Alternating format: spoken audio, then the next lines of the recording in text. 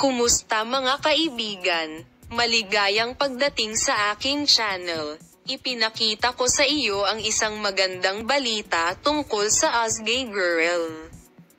Nakakakuha ako ng napakagandang reaksyon mula kay Osgay Girl mula sa kalye. Si Osgay Girl, kasama ang mga karakter na ginagampanan niya sa TV series na kanyang pinagbidahan, ay nakita sa Istanbul Aquarium noong isang araw kasama ang kanyang asawang si Ken Yaman, na isa ring artista.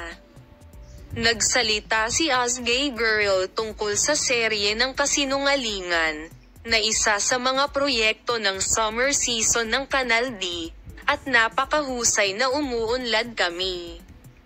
Nakakakuha ako ng napakagandang reaksyon mula sa kalye, sabi niya.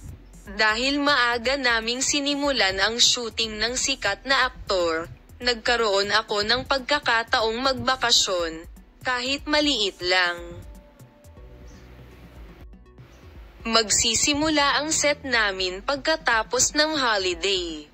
Aniya, I'm resting well and getting more ready for the scenes.